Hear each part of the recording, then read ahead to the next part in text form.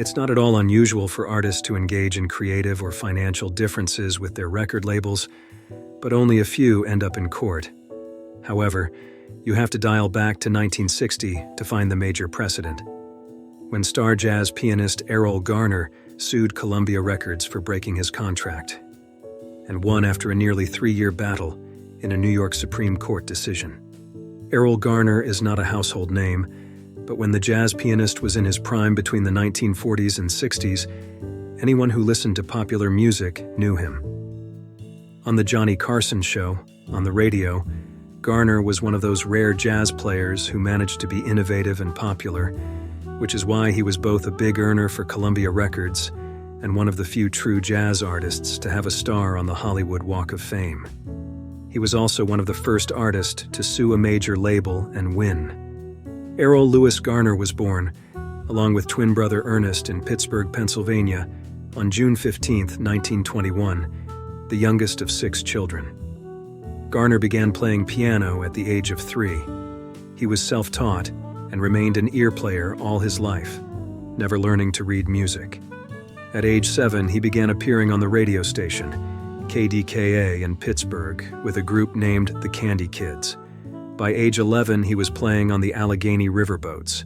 In 1937, he joined local saxophonist Leroy Brown. Garner moved to New York City in 1944. He briefly worked with the bassist Slam Stewart, and although not a bebop musician per se, in 1947, he played with Charlie Parker on the Cool Blues session. Record labels ripped off many black musicians, particularly jazz musicians, and Garner's successful suit made him, as Dan Ouellette's article puts it, the first artist to sue a major label and win. It started when Garner's manager, Martha Glazer, was able to get Columbia to include a clause in his contract, which let Garner approve or reject any new music released under his name. This was highly unusual. When Columbia breached Garner's contract, he sued, not just for himself, but, as he said, for the rights of my fellow members of the record and music industry. The money his suit generated allowed he and Glazer to start their own record label, and eventually set a precedent that musicians could own the rights to their own material. It being America, racism played a significant role in how his lawsuit and his success was framed in the mainstream media. It was a landmark case that has been largely forgotten. The Erroll Garner story is an important one, says author Robin D.G. Kelly. The context is the 50s at the height of Garner's power. He was winning downbeat polls and other international prizes. He was at the top of his game, and his manager, Martha Glazer, had worked out a contract with Columbia with an unprecedented clause giving Erroll the right to approve the release of any of his recorded music. Kelly points out another factor in the dispute, which started in 1958, when the Saturday Evening Post wrote a negative portrayal of Garner, a self-taught master improviser who couldn't read music. They portrayed him as a happy, naive guy, Kelly says. They said he was out of touch with reality.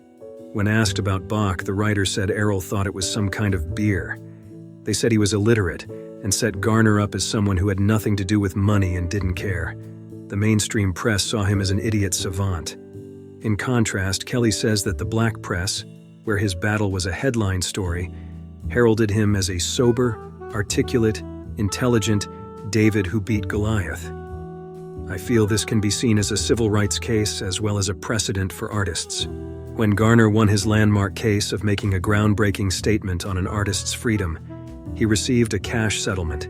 His masters were returned, and Columbia agreed to recall and destroy the records it had released without his approval, although many of those albums ended up for sale on the black market. The settlement funded the launching of Garner's own independent label with Glazer. With Glazer producing, Garner recorded 12 albums in 18 years for Octave Records. Those albums were distributed by different companies through the course of the label's existence. While Garner's label didn't have Columbia's marketing muscle, it did give him the freedom to record new music, including live shows. That was also a remarkable feat, says Peter Lockhart, senior producer of the Erroll Garner Jazz Project and a vice president of Octave Music. As far as we know, that was the birth of an artist doing his own licensing deal. Best known for composing the classic Misty, Garner had been a goldmine to Columbia. Thanks to his 1955 album Concert by the Sea, recorded live with his trio in California. It was a hit album of his characteristic swinging, eccentric style that had sold 1 million copies by 1958.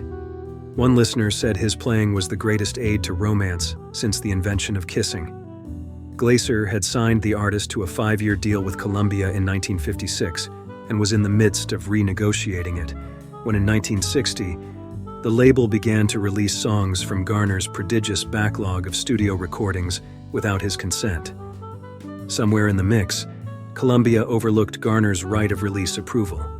Legendary producer John Hammond had just returned to Columbia after a hiatus. Garner reached out to him via a telegraph. He wrote in 1960, "I must demand that you immediately withdraw Swinging Solos record album, which your Columbia Records subsidiary released. This took place despite my written notice to your record people. The material was not approved and was unworthy of public sale. Is it you feel you can sandbag me because I am a Negro artist?" Garner continued. "I must demand that the sale and distribution of the album stop immediately and that it be recalled from press, radio people, and record dealers who have previously received it, because it not only violates my artistic integrity, but that of every artist on your label." Garner and Glaser sued Columbia. The label hit back with a countersuit in federal court, which meant the pianist had to pony up $40,000 for a cash bond. Friends helped him to fund it. During the course of the lengthy litigation and counter-lawsuits, Columbia released 2 more of Garner's sessions, the one and only Erroll Garner and the provocative Erroll Garner. The pianist was forced to sit out 2.5 years of recording at the height of his career. Some speculate that the absence is a major reason why he's not as famous today as contemporaries like Dave Brubeck. Garner was possibly the first black artist or artist of any color to stand up to a major record company, at a time when black artists had difficulty even in getting good lawyers. The public knew little of what was happening, unlike today, when any squabble between an artist and a company is headline news. Because Mr. Garner's attorney insisted on no publicity for the 3 years of litigation, and Garner's recording career was on ice. Garner maintained a heavy schedule as an in-demand concert attraction until he became ill. He died of cardiac arrest related to emphysema on January 2, 1977, at the age of 55. He is buried in Pittsburgh's Homewood Cemetery. This is Danny from One Track Jazz. Thanks for listening, and don't forget to like and subscribe.